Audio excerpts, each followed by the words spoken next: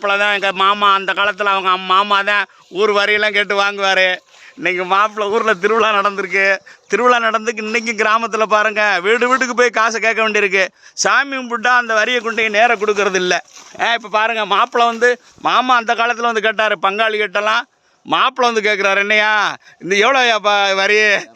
200 வரியை கொடுக்கறதுக்கு சாமி கும்பிட்றதுக்கு இத்தனை வாட்டி வர வேண்டியிருக்கு, அலைய வேண்டியிருக்கு, ஓயாமல் போய் கேட்க வேண்டியிருக்கு. அந்த காலம் மாற மாட்டுதே.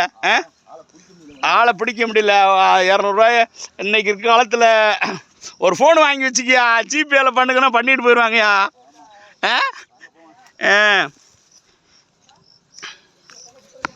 வேலையெல்லாம் கிட்ட போயிட்டுருக்கு. ஜாஸ்மின் இல்லையா? என்ன வேலை? லோடு மேன் வேலை.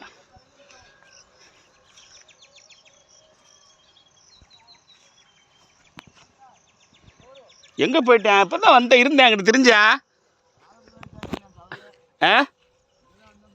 வாழைக்கட்டை எடுக்கிறக்காக தான் அந்த பக்கம் வந்தேன் நினச்சிக்கிட்டது நான்.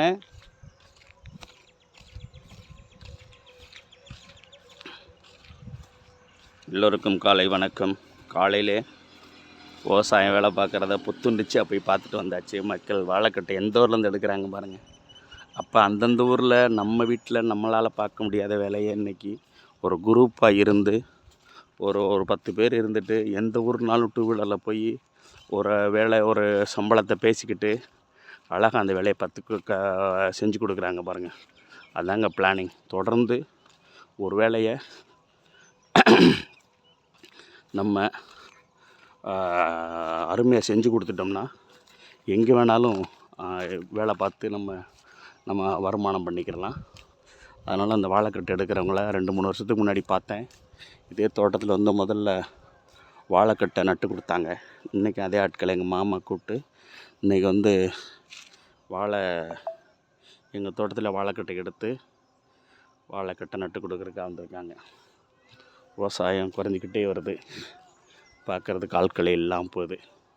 இவங்கெல்லாம் பாருங்கள், வந்தால் ஒரு நாள் வந்தால் ஏதோ சம்பளம் கொஞ்சம் கூட கிடைக்கும் அப்படின்ல மொத்த பேச்சில் தான் வந்து வேலை பார்க்க வந்துட்டு பாடுறாங்க.